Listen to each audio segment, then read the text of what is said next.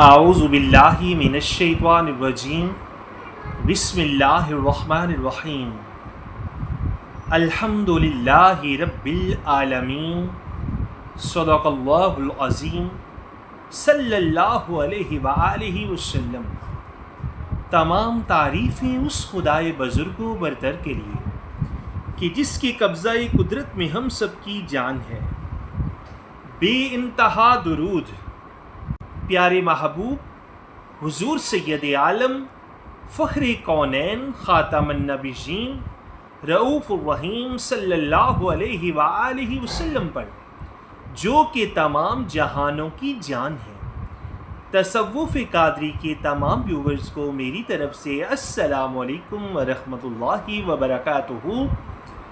ایک بار پھر ایک انتہائی خوبصورت اور اہم ٹاپک کے ساتھ آپ سب کی خدمت میں حاضر ہوں۔ ہم ہیں آپ کے خادم اور مرشد کریم کے در کے ادنا سے گدا ساجد علی قادری امیری۔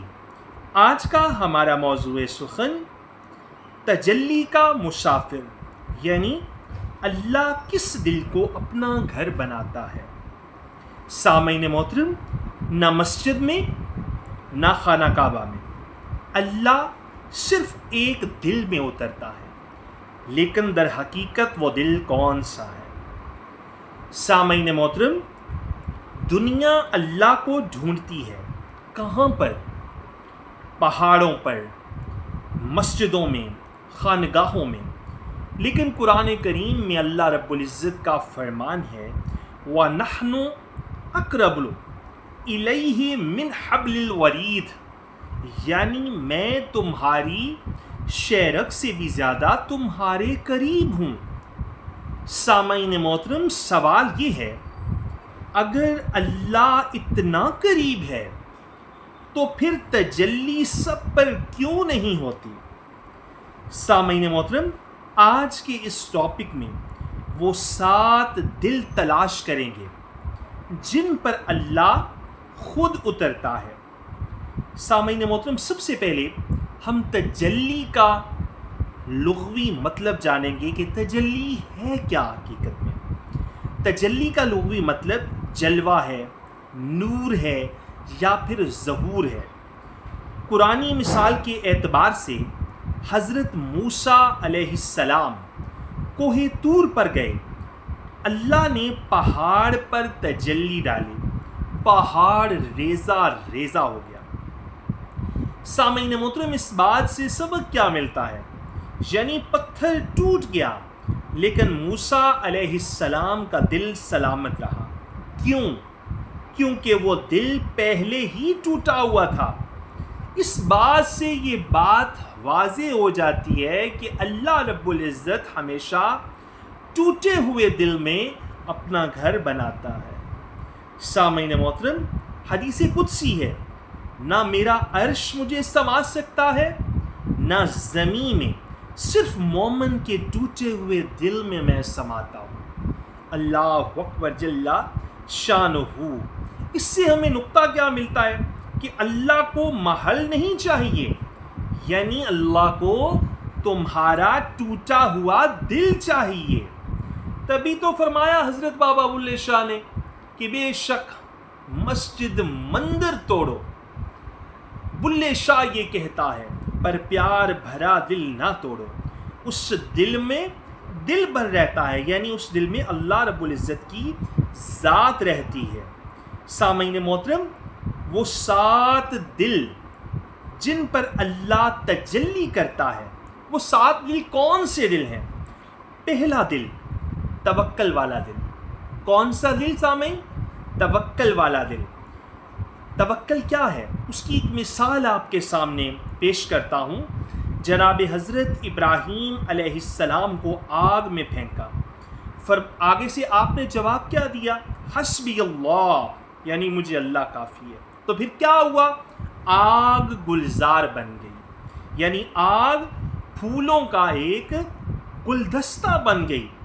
نشانی اس کی کیا ہے کہ جب ساری دنیا کہے کام ختم ہوا اور آپ کہیں اللہ ہے نا، تو پھر اللہ جس کے ساتھ ہوتا ہے اسے پوری کائنات مل کر بھی گرا نہیں سکتی۔ سامعین محترم، اس بات میں آپ کے لیے کیا پیغام ہے کہ آپ کا کوئی نقصان ہو جائے یا آپ سے کوئی چیز چھین لی جائے، آپ سے کوئی چیز دور ہو جائے، لیکن آپ کہیں کہ اللہ کی مرضی ہے، اللہ کی رضا ہے، میں اس بات پر راضی ہوں، میں اس بات پر شاکر ہوں، تو یہی توکل ہے۔ تجلی کا پہلا دروازہ اسی توکل کی بنیاد پر کھلتا ہے۔ سامعین محترم، دوسرا دل جس پر تجلی اترتی ہے وہ ہے صبر والا دل۔ اس کی مثال جناب حضرت سیدنا ایوب علیہ السلام سے دیتے ہیں کہ 18 سال بیماری میں گزارے، سب چھوڑ گئے، دوست چھوڑ گئے، عزیز چھوڑ گئے، رشتہ دار چھوڑ گئے، سب نے ساتھ چھوڑ دیا، لیکن زبان پر شکوہ تک نہیں۔ قرآن کریم میں اللہ رب العزت کا فرمان ہے، انما یوفی الصابرون اجرهم بغیر حساب، یعنی صبر کا مطلب آنسو روکنا نہیں ہے بلکہ شکوہ روکنا ہے، یعنی زبان سے ایک لفظ بھی ادا نہ ہو، زبان سے اف تک ادا نہ ہو۔ اسی مقام پر حضرت خواجہ غلام فرید صاحب نے فرمایا، کوٹ مٹن والی سرکار رحمۃ اللہ تعالی علیہ، آپ فرماتے ہیں کہ تن تندور تے ہڈیاں بالن، اساں ہاواں نال تپایا، کپ کپ مکیاں اساں کیتے بیڑے، اتو عشق پلے تھن لایا، تن دی روٹی تے من دا سالن، اتو لون صبر دا پایا، خواجہ غلام فریدا میں ساری تیری، تینوں ہجے اعتبار نہیں آیا۔ خواجہ غلام فریدا میں ساری تیری، تینوں ہجے اعتبار نہیں آیا۔ اس کے بعد کون سا دل ہے جس کے اوپر تجلی کرتا ہے؟ موم دل، یعنی بالکل پگھلا ہوا موم دل، نرم دل، اس دل پر تجلی وارد ہوتی ہے جس کا دل بالکل موم ہو چکا ہو۔ اور اس کی مثال ہم شہنشاہ کربلا کی طرف دیتے ہیں، سیدنا امام حسین علیہ السلام کا دل۔ جناب علی اصغر چلے گئے، حضرت غازی عباس علمدار چلے گئے، پھر بھی سجدہ نہ چھوڑا۔ اور سجدہ کون سا ہے؟ سجدہ شکوہ نہیں بلکہ سجدہ شکر ہے۔ اب اس میں ہمیں نقطہ کیا ملتا ہے کہ اللہ ٹوٹے برتن میں ہی نور بھرتا ہے، پورے برتن میں جگہ کہاں میسر آتی ہے؟ جب ٹوٹتا ہے دل، اسی دل میں نور کی تجلی اترتی ہے۔ سامعین محترم، چوتھا دل ہے محبت والا دل۔ کون سا دل؟ محبت والا دل۔ اس کی مثال جناب حضرت رابعہ بصری رحمت اللہ تعالی علیہ ان سے لیتے ہیں۔ آپ کہتی تھیں، یا اللہ اگر میں جنت کے لالچ میں عبادت کروں تو مجھے جنت نہ دینا، اور اگر دوزخ کے ڈر سے کروں تو دوزخ میں ڈال دینا، میں تو بس تجھ سے محبت کرتی ہوں۔ سامعین محترم، اس سے ہمیں سبق کیا ملتا ہے کہ جب عبادت لین دین بن جائے تو پھر کیا ہوتا ہے؟ تجلی رک جاتی ہے۔ تجلی کیا ہوتی ہے؟ رک جاتی ہے۔ سامعین محترم، اس لیے ہمیں اللہ رب العزت سے اس کی یاد سے غافل نہیں ہونا چاہیے، بلکہ اس کی یاد صرف اس لیے آنی چاہیے کہ ہم اس سے اس کی محبت کے طلبگار ہیں، نہ کہ اس کی جنت کے، نہ کہ دوزخ کے غم سے، نہ کہ دنیا کی ہرس طمع اور لالچ سے اسے یاد کیا جائے۔ سامعین محترم، پانچواں دل کون سا ہے؟ جو خلق خدا والا دل ہو، جو اللہ کی مخلوق کے ساتھ جڑا ہوا دل ہوتا ہے، اس پر بھی اللہ کے نور کی تجلی اترتی ہے۔ اور وہ دل کون سا ہے؟ حدیث پاک ہے، اللہ تبارک و تعالیٰ کا فرمان ہے کہ یعنی مخلوق کیا ہے؟ اللہ کا کنبہ ہے۔ مخلوق کیا ہے؟ اللہ کا کنبہ ہے۔ یہاں پر ایک انگریز کا مقولہ بھی ہے، کال بھی ہے، وہ کہتا ہے God is love and the best prayer the love of his creation، یعنی اللہ محبت ہے اور اس کی بہترین عبادت اس کی مخلوق سے محبت ہے۔ ایک جگہ پر ایک فلاسفیر نے یا ایک دانشور نے کہہ لیں یا ایک محقق کہہ لیں، اس نے یہ بھی لکھا ہے کہ عبادت سے دل زندہ ہوتا ہے اور خدمت سے کیا ملتا ہے؟ خدا ملتا ہے۔ سامعین محترم، عبادت سے دل زندہ ہوتا ہے اور خدمت سے خدا ملتا ہے۔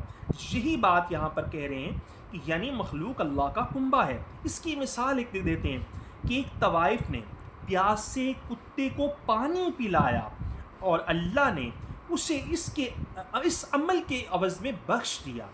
سامعین محترم، اس چیز سے ہمیں سبق کیا ملتا ہے کہ جس دل میں مخلوق کے لیے رحم ہے اس میں خالق خود اتر آتا ہے، یعنی اس دل میں اللہ خود بس جاتا ہے۔ سامعین محترم، چھٹا نمبر دل کون سا ہے؟ چھٹا نمبر دل ذکر والا دل، یعنی جو دل ہر وقت اللہ کی یاد میں مشغول و مصروف رہے، جیسا کہ حکم خداوند کریم بھی ہے۔ سورہ الم نشرح کی آخری 2 آیات، کون سی آیات اور کیا حکم ہے؟ فَإِذَا فَرَغْتَ فَانْصَبْ وَإِلَىٰ رَبِّكَ فَارْغَب، کہ پس فارغ وقت میں مجاہدہ کرو اور اپنے دل کو اپنے رب کے ساتھ لگا لو، یعنی اپنے دل کو اپنے اللہ کے ساتھ لگا لو، اور کوئی ایسا لمحہ، کوئی ایسی گھڑی خالی نہ جانے دو جب تم دنیا کے کاموں سے اپنے ہاتھ کو روک لو تو اپنے دل کو اپنے اللہ کی طرف مشغول و مصروف کر دو۔ سامعین محترم، ایسا کرنے سے کیا ہوگا؟ ایسا کرنے سے کیا ہوگا کہ 5 منٹ آنکھیں بند کر کے ہم صرف اللہ اللہ کہیں تو دل کا بوجھ ہلکا ہو جائے گا۔ یہ تجلی کا ہلکا سا جھونکا ہے۔ لیکن سامعین محترم، یہاں پر ایک نقطہ آپ کو سمجھائے دیتا ہوں کہ ذکر وہ کریں جو ذکر آپ کو عارفانہ و حقیقی بیت کے بعد مرشد کریم عطا کریں۔ عارفانہ و حقیقی بیت کے بنا ذکر جو ہوتے ہیں وہ صرف انسان کے نفس کی تسکین کے لیے ہوتے ہیں، انسان کے نفس کو زیر کرنے کے لیے نہیں ہوتے۔ اس لیے ضروری ہے کہ عارفانہ و حقیقی بیت رجوع کریں، اسم اعظم کا وضو کریں، اور اس کے بعد جو حقیقی مرشد آپ کو سبق دے اس سبق کو اپنے دل کے ساتھ لگا کر اور اسے اپنی سانسوں میں بسا لیں، اسے اپنی یاد بنا لیں، اسے اپنا زیور بنا لیں، اسے اپنا کل اثاثہ بنا لیں۔ اسی سے ہی آپ کے دل میں وہ تجلی کا نور اترے گا۔ سامعین محترم، 7واں نمبر دل ہے عاجزی والا دل۔ اس کی مثال ہم دیتے ہیں، حضرت سیدنا عمر فاروق رضی اللہ تعالی عنہ خلیفہ تھے، لیکن رات کو خود آٹا گوندتے تھے۔ ادھر ایک حدیث ہے کہ جو اللہ کے لیے جھک جاتا ہے اللہ اسے اٹھا دیتا ہے، یعنی جو اللہ کے لیے جھک جاتا ہے، اللہ کی رضا کے لیے جھک جاتا ہے، اللہ رب العزت اسے گرنے نہیں دیتے۔ وَارْكَعُوا مَعَ الرَّاكِعِينَ، قرآن کہتا ہے وَارْكَعُوا مَعَ الرَّاكِعِينَ، رکوع کرو رکوع کرنے والوں کے ساتھ۔ ہمیں تکبر نہیں کرنا بلکہ ہمیں عجز و انکساری سے پیش آنا ہے۔ یہی سبق ہے نماز کا بھی۔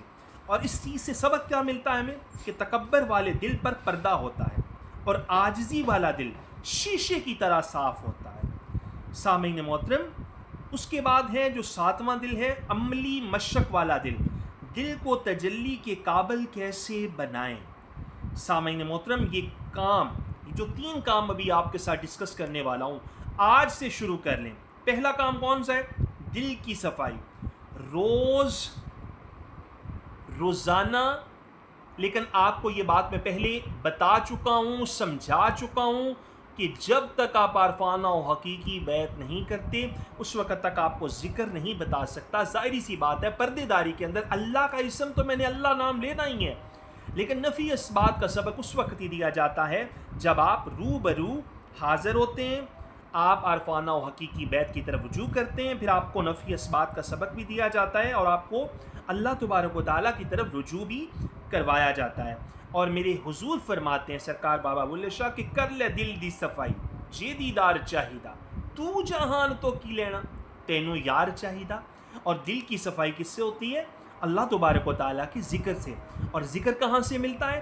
مرشد کریم، حقیقی مرشد کے سینہ سے، جو حقیقی و عارفانہ بیت کے بعد آپ کو دیتا ہے۔ اور اس ذکر کے ساتھ کیا ہوتا ہے؟ دل سے حسد، کینہ، غصہ نکلنا شروع ہو جاتا ہے۔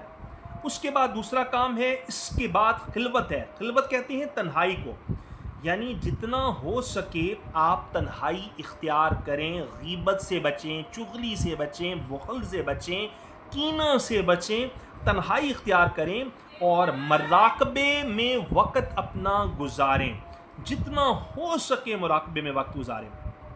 تیسرا ہے چھوٹی نیکی، یعنی سب سے چھوٹی نیکی میں سمجھتا ہوں کہ کسی بھوکے کو روٹی کھلانا، کسی پیاسے کو پانی پلانا اور مخلوق کی خدمت کرنا۔ ان تمام کاموں سے اللہ کی تجلی دل پر اترتی ہے۔ دوستو، اللہ کو آپ کا چہرہ نہیں چاہیے، آپ کا دل چاہیے۔ اللہ کو آپ کا پیسہ نہیں چاہیے، آپ کی نیت چاہیے۔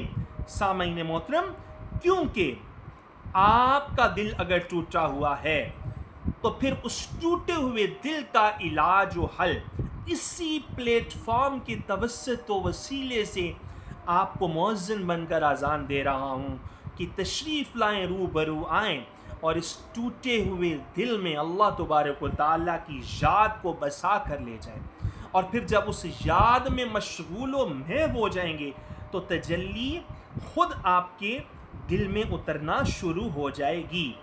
سامعین محترم، آخر میں سب مل کر پڑھیں کہ یا نورو یا حق کو۔ اگلی آنے والی ویڈیو تک کے لیے اپنے اس خادم کو، اپنے اس نوکر کو اجازت دیجیے۔ اللہ نگہبان، فی امان اللہ۔ ویڈیو کو لائک کریں، حق کی آواز بنیں، جتنا ہو سکے ویڈیو کو شیئر کر دیں۔ وصلی اللہ تعالی علی حبیبہ خیر خلقہ نور عرشہ وزینت فرشہ سیدنا محمد وعلی آلہ واصحابہ اجمعین برحمتک یا ارحم الراحمین۔